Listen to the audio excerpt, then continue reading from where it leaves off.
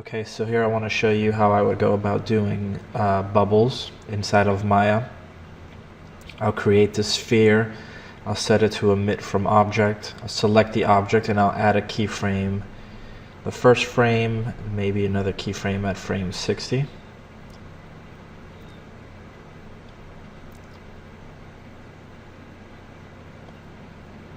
So we have something like that. So you can see we have our sphere, which has the emitter inside, the particles below that, and then we have our nucleus. Nucleus is like God, it controls things like gravity. So we'll go there first and set the gravity to 1 instead of -1, which would make everything go up. We'll go into our emitter, and I'll set this to 40 particles a second. I'll add a keyframe, go to frame 25, set key and set it to 0. So we'll just have a burst of bubbles. I'll offset that a little bit so we get something like that. Okay, I'll select the emitter and I'll bring the speed down a bit.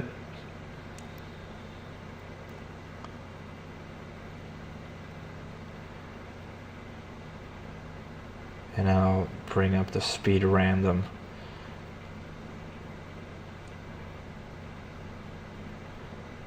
I'll select those particles.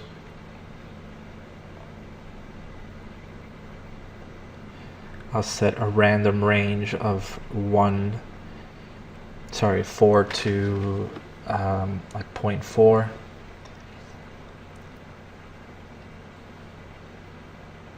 I'll select the particles again and I'll go to fields, turbulence. I'll bring the attenuation to 0 and the magnitude to 34, which will probably be too high, yeah. So I'll bring that down a lot. That'll probably be too high still. So you want the attenuation set to 0. That's kind of like the fall off. So that looks better. Okay. We could select that again, go to fields, go to drag, and bring the attenuation just so it, just a little bit of drag as they come up. You can see that's too much.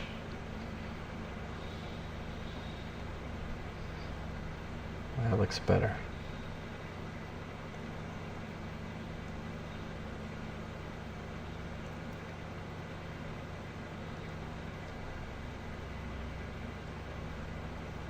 Okay.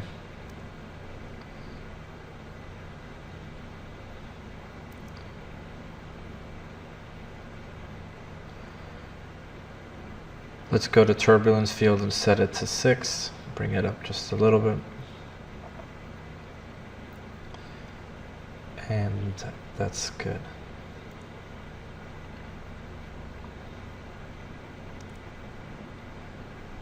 So I'm going to go to create V-Ray. V-Ray, create V-Ray metaballs, and it has this odd shaped geometry. We'll select the particles, go to general, radius PP,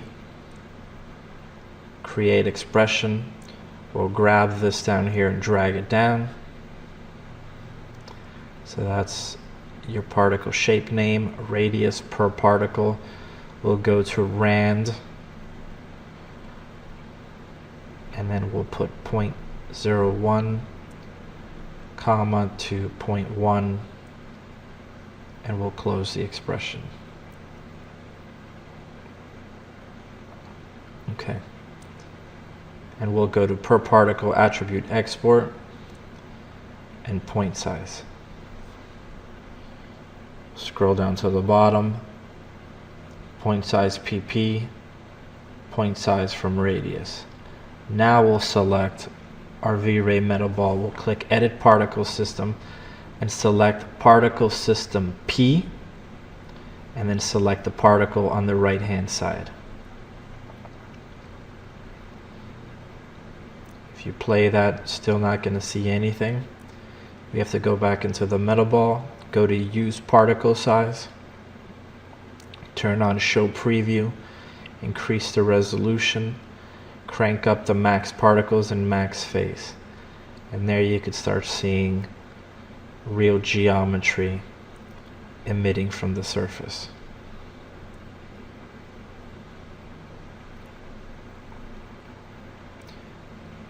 As we bring up our step and threshold, you can see they start merging with each other sooner.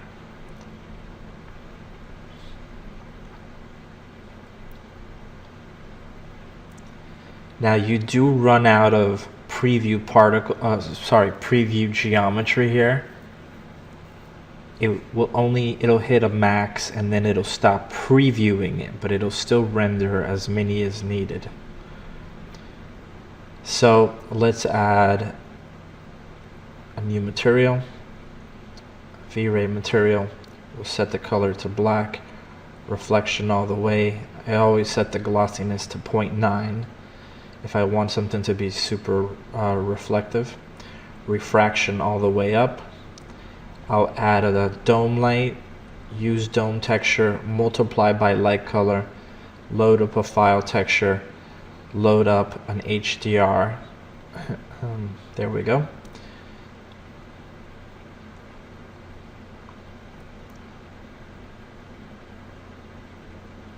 I will select the dome light, go to my options, turn off visibility, and I'm going to turn off effect diffuse. So you can see how nice that looks. Extremely quick, very simple to do. It'll only look better if you put motion blur. It does not have motion blur right now, so it looks a little crystally, but with motion blur it'll look better. You can go in there and change the min and max value if you want more variation. We just have to play it back. You could see the IPR is fast enough to show you a preview as you're playing.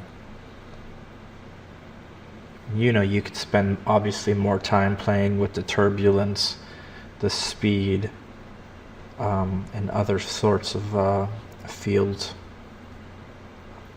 So we'll export out our passes, reflection, specular, refraction, and we'll kick that off to render.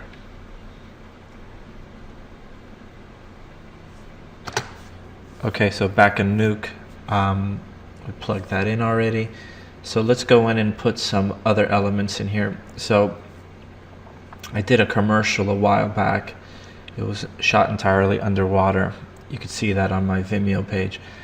And at the end of the shoot, I asked them to bring in a black piece of fabric and just shoot underwater bubbles and particulate. So this is what I have here. It's real bubbles, real underwater particulate. It's thousands of frames long. I let it just roll and roll and roll. And the only downfall is you could still kind of feel the fabric in the back. So we'll add a grade node and just crunch the blacks a little bit to get rid of some of the cloth in the background. So you could see we just get rid of that. So we're just keeping the highlights. We could bring up the gain, or we could tint the gain slightly.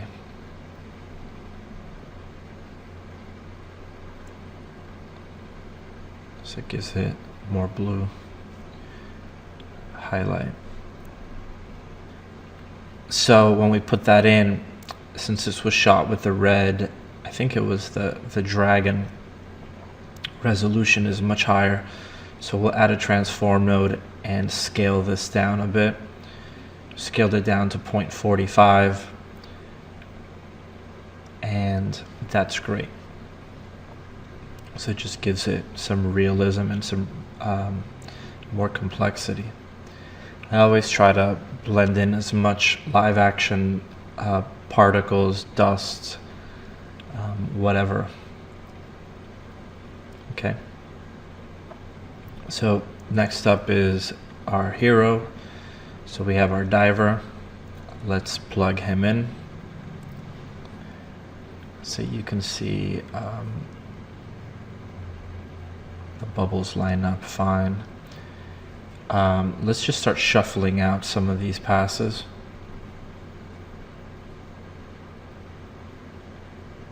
So this is stuff we already gone through before, but you could see it on the diver. And it's add for each one of these, which in Nuke is plus or add. So I'm just bringing down some of the settings a bit, the opacity. So it's better to do the look dev with a little bit more spec than you actually need it, and then be able to dial it down. So the problem, when I played the previous render of the diver, it just didn't feel natural. There's something very CG about the window. You could see that it just felt really contrived. It felt very video gamey.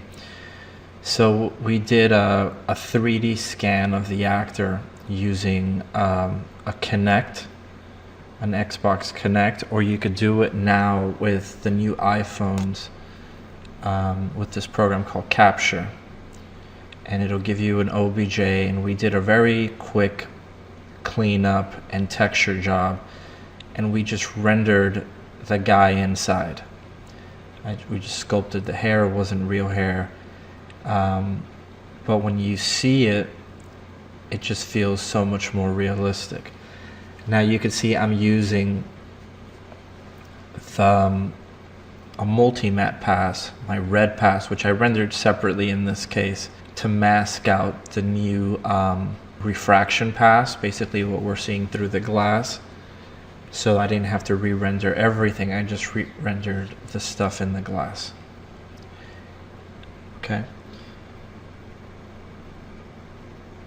And the reason why we're doing this roto node is to wipe out the old refraction in the portholes and just use the chest piece. So I'm just going every 30-40 frames and just positioning the roto, and then going in the frames between that and just getting it as loose as possible, not taking too much time.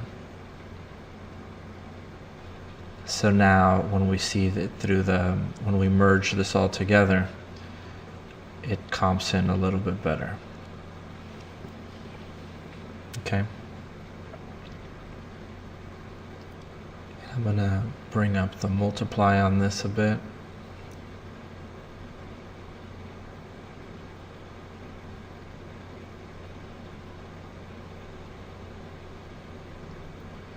Let's just see what that looks like.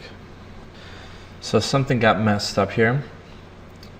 One of them just needs to be set to RGB. The alpha got messed up somewhere, so we have to track it down. So you can see that alpha looks odd there. You can see the alpha there looks weird. So let's set this to RGB, and that should fix it. Let's just set the first one to RGB. The first one, I mean the first shuffle, and that fixed that. You know, sometimes things go wrong. The issue I've always had with tutorials like this is they give a false impression of everything going right the first time, and the truth is, when I'm doing this the first time, I tried 1,000 different things and all of them looked terrible until I found the right way, and now I'm showing you the right way, but that's not the way it really is. You know, it takes a lot of experimentation and messing around until something looks right. So here I'm shuffling out the refraction pass, and I'm really cranking up the gain and the multiply. I'm going completely overboard with it, and I'll show you why. I'm going to go and add a glow node here.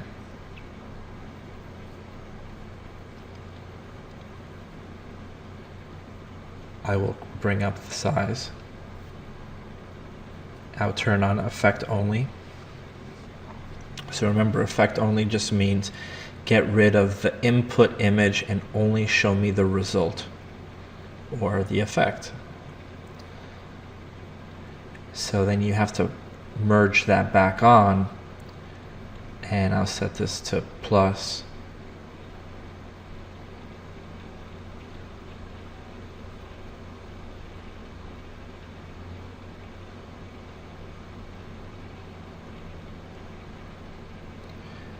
So you can see it gives a little bit of a glow around the portholes. So now I'm going to do something similar to what we did with the terrain in the background, how we're doing a series of glow nodes to give it a murkiness. And again, I know I said this before, just make sure that you apply the glow node on all the glow nodes you add to the node before the first glow node in that sequence of glow nodes. So in this case, merge 26. You would never go to merge 27 because then it would be adding a glow on top of a glow, which we don't want.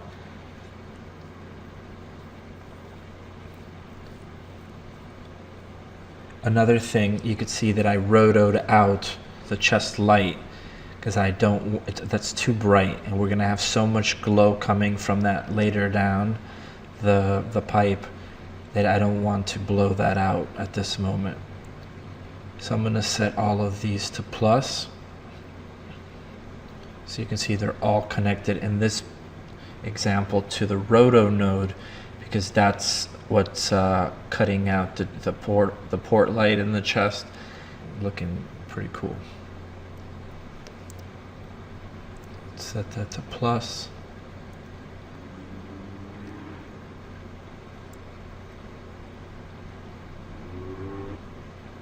I'll bring the mix amount down a bit, and then we'll merge that back on.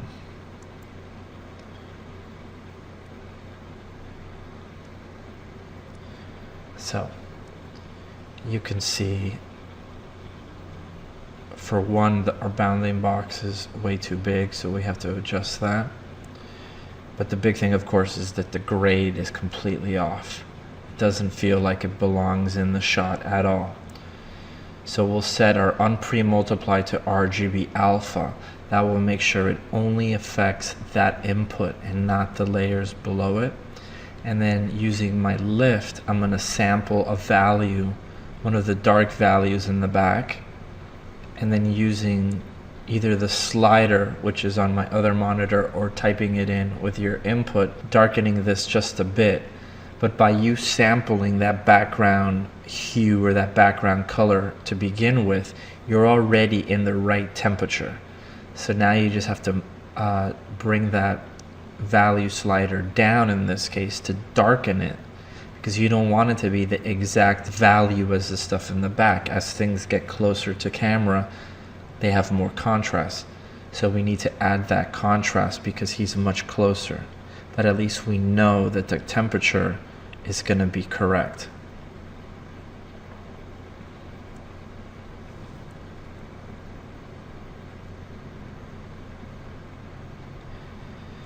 So here we've pulled the porthole again. We've shuffled out just the windows. So the refraction, we added another grade node, completely overcranked it like we did before.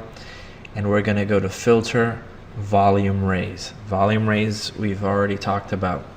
So you can see I'm a big fan of this effect, as long as you use it properly. So you can see right there, it's very strong. It feels like the poster for The Thing. I'm going to adjust my pre-ray blur.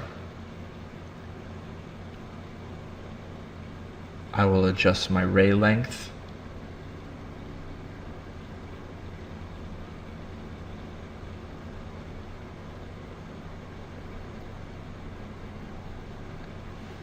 My volume gain. And I'm going to copy the original render of the diver, bring it down here just for reference, and completely bring up the brightness of the image. Now I'm going to eyeball this, and I'm going to place that vol position in the cross section of the bar that goes across the helmet and the middle seam on the helmet. And I'm going to go every few frames, grab that point, and place it in the cross section. You can see there's like an X or a T right in the middle. And I'm going to go every few frames and just make sure that lines up. It's not as bad as it seems.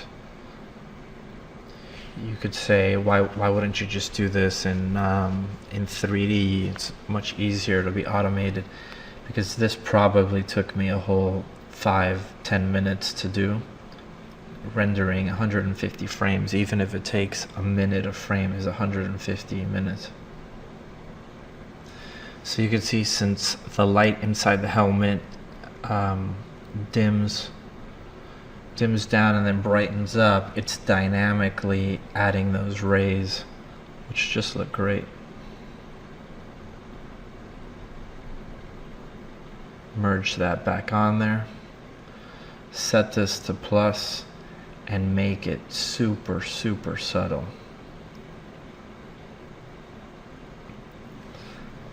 I want to feel the rays, not see them.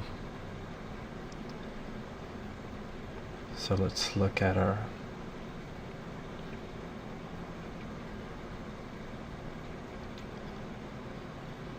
we'll go to an edge blur.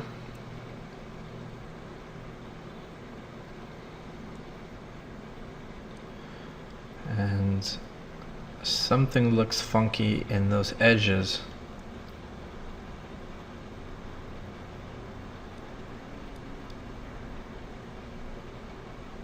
If I look at my alpha, something just looks off. So my alpha got weirded out somewhere. So let's figure it out. By setting the glow node to RGBA instead of just RGB, everything was fixed.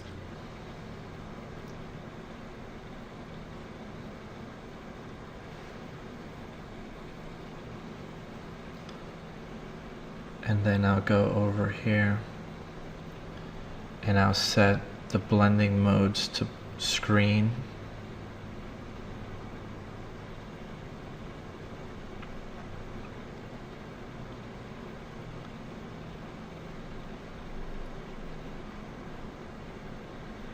And there you go. My edges now look correct, which is what I wanted. So let's go and add a light wrap. Light wrap is very important if you want to give the illusion of the light from behind wrapping around an object or a character on a layer in the foreground. So here we're increasing our diffuse and our intensity just to see what that looks like. So you can see it blends it in a little better.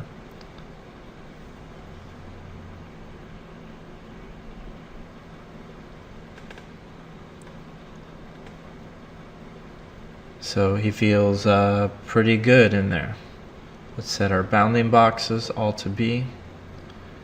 I like that. Let's close all our properties. Okay, so let's just go in and organize a bit. Just add a background node. Place everything inside of this.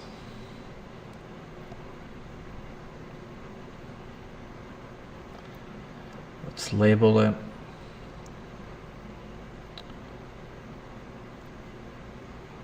Give it a color.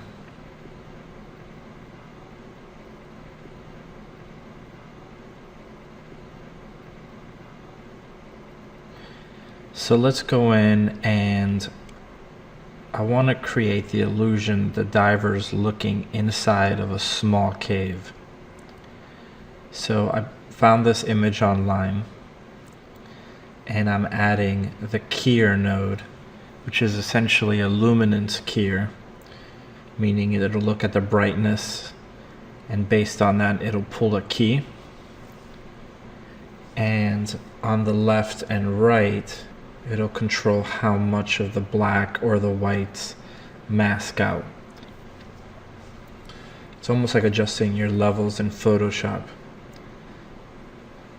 So you can see if I go into my alpha here, we can see what it's doing. You're not going to see the effect until we put a pre-molt. So we'll put a pre-molt. We'll add a grade node, and let's just desaturate this a bit. Actually, I desaturated it all the way. I think I come back and add more saturation later. We'll do a horizontal flip. We'll add a transform node to position it. And let's just merge it and see what we get. Now, I always try to have a foreground, a midground, and a background. So this is supposed to obviously be the foreground. It will be extremely out of focus, so I don't care if I scale this up, which is a no-no if you want something in focus, but if you're going to defocus it, it'll be fine. So I'm just trying to find the right position for it. That feels pretty good. So let's move this over. Now we have to add a grade node to make this all feel connected. Let's move this over. Again, we'll select the lift. We'll select the darkest value in the back. You have to put unpremultiply by RGBA, and then we'll select the values on the diver since he's closer to the cave, and then we'll manually darken it just a bit more.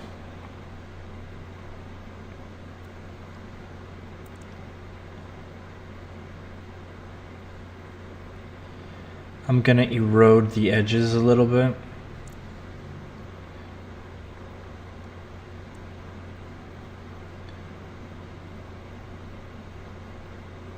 So you can see it just reads very graphical at this point. Let's adjust our levels a bit more.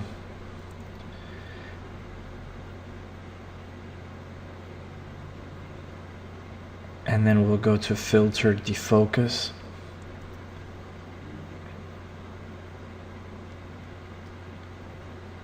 And we'll crank this up.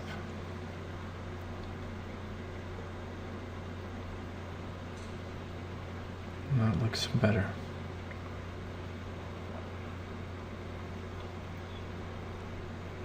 I do think the pre-molt wiped out too much information, so we might go back in later and address this. We'll roto out that corner.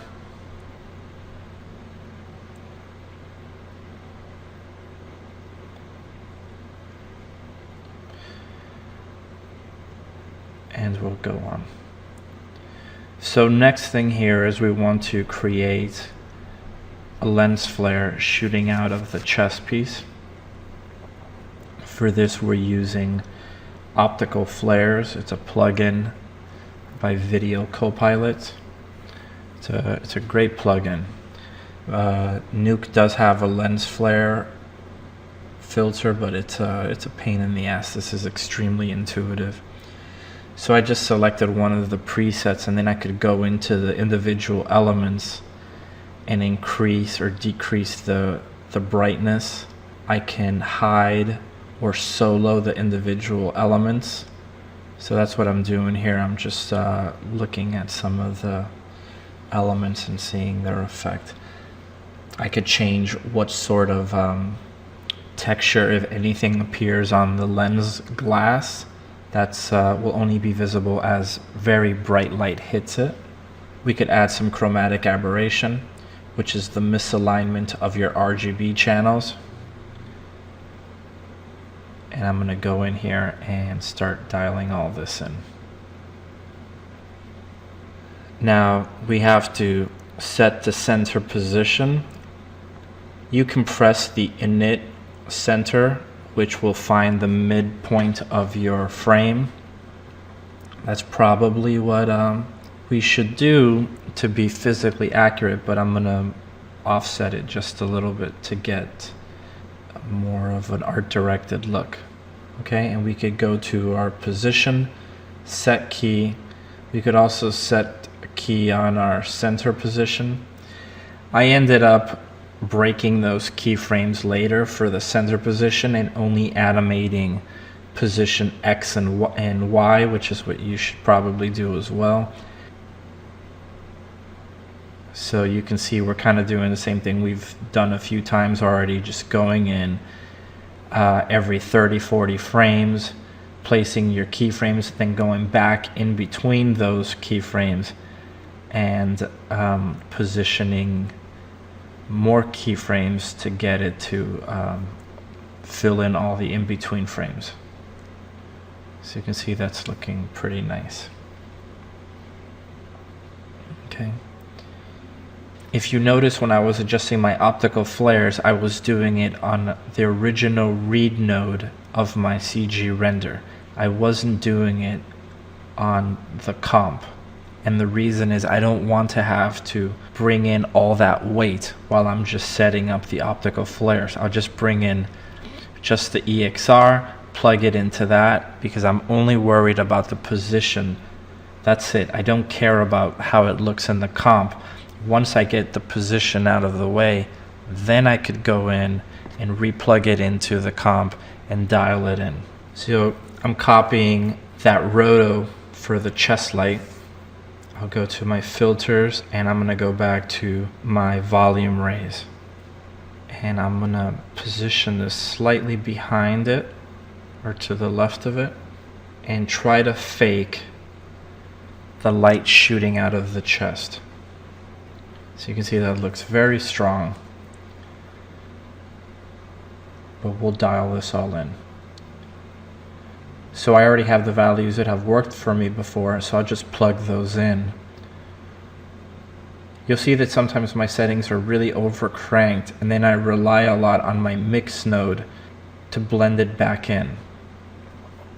So you might see some of this stuff and be like, wow, you're overcranking this. But when I go in and I dial it in the mix node, it ends up being much less visible. And now we're going to set the key and do what we've done a bunch of times. Go every couple frames and animate it. I already have this animated, so we don't have to go in and do that. Here you can see what I mean by it looking way too bright. Then I bring in my mix and I drop it down, and it all looks good. So whatever works. If I play that now, you can see that's looking pretty good.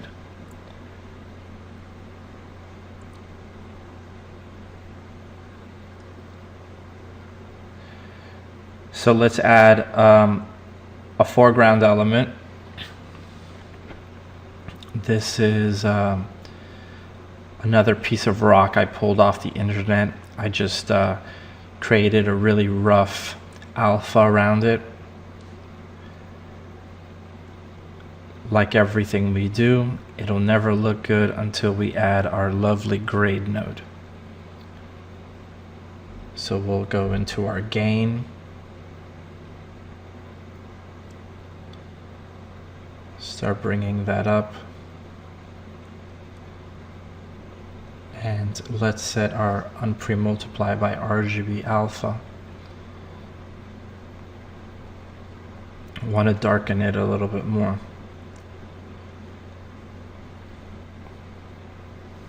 There's a level of detail on that rock that I would like to have on the top as well. I'll scale this up a little bit. You can see I repositioned the pivot so that it scales from where I want it to. We'll defocus this. So you can see we're not doing any sort of Z defocus. We're just doing a very simple defocus. And we'll just crank this up.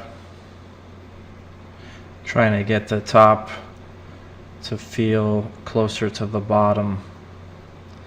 There's just not enough information there, so I'm gonna have to go and revisit this.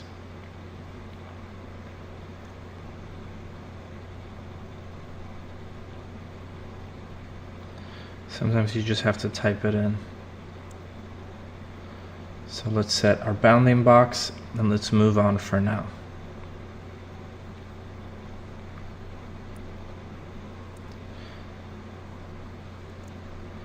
So I want to defocus the background a little bit.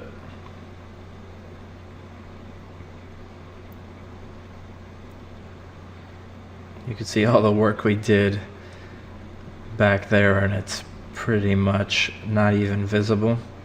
You feel it though, and that's what's important. And now we'll go in and defocus it a bit.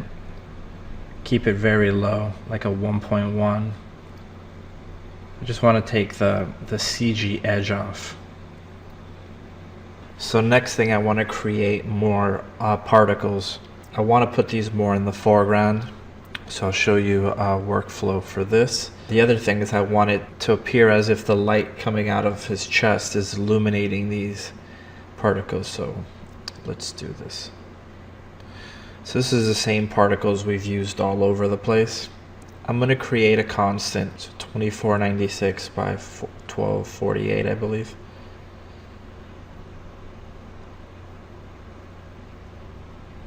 And what I'm going to do is I'm going to merge that particle texture or particle sequence onto this constant. And I'm going to scale it down and have it take up a quarter of the image. Duplicate it a bunch of times to make up one large image that has very small particulate. So this is just a series of merge nodes and transform nodes, nothing complex. So I'll speed through this, but you get the idea. Essentially we're making an uber large tileable like texture.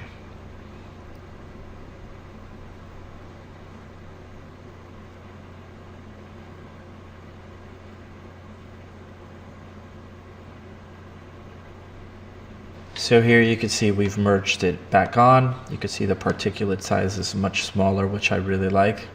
What we'll do here is add a grade node and do the same similar technique that we used up above with the background particulate, where we made it seem like the light from the side was illuminating it, but we're going to make it appear as if the light from his chest is illuminating the particles. So we'll crank up the grade node. We'll set the mask to RGB red. So you can see that now only the particles that are being hit by the light are being illuminated. We could add a grade node to them and slightly make them yellow so it feels like they're being illuminated by the same light source. It's very subtle, but it ties everything together.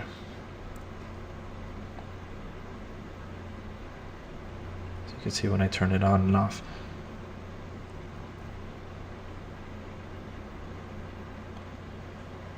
So just trying to find a perfect balance by adjusting the black point and white point of my grade node that again is overly cranked to act as a mask. That's not the final image that we're applying. We're just using that as a mask. I also want to grab that same tile of particles and possibly place it, a copy of it, higher up the chain. just to give it more particles.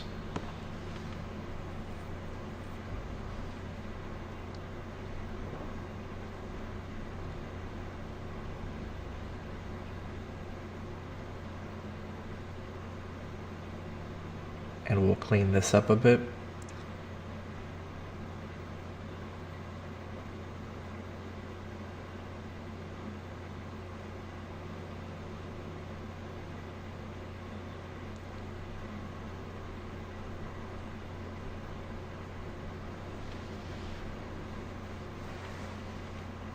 We'll lower the opacity, the mix.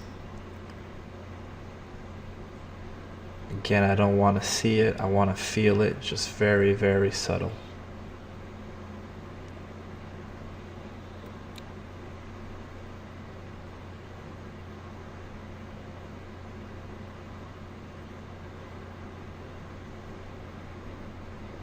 Let's set our bounding box to be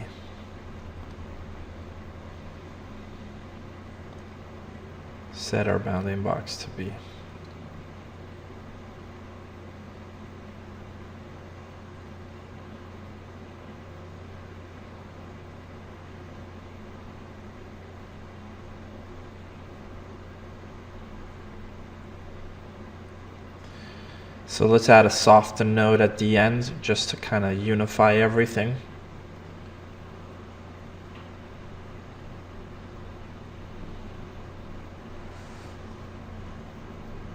I add a soften node on everything.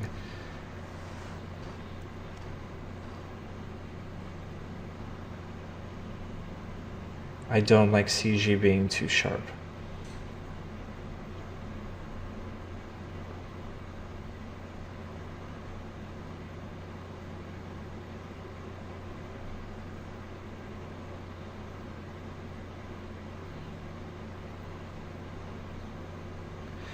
I'm going to grab the live action particulate, place it really close to the camera.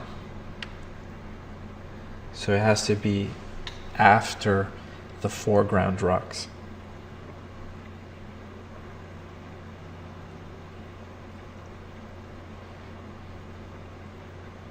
I'll copy the grade node that I applied on it earlier, where we got rid of the background fabric.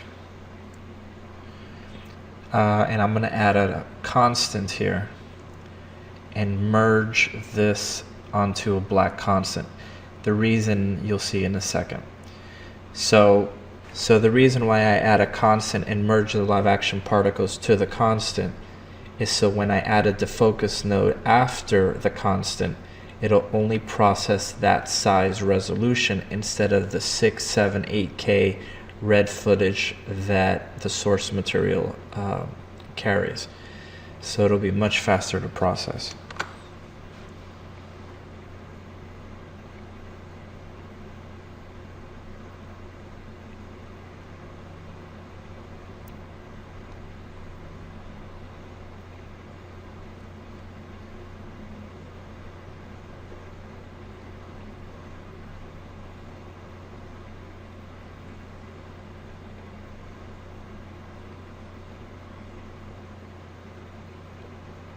And let's play it.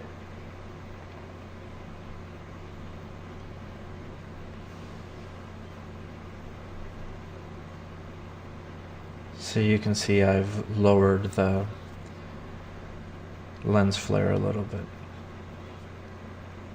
Those foreground bubbles are still getting in the way.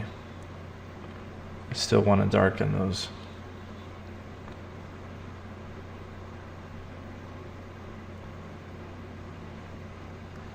So we'll go to that frame,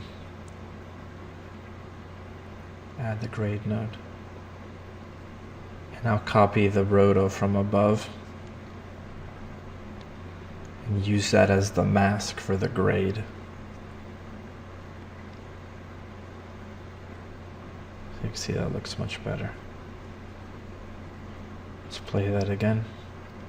You can see the bubbles start getting darker.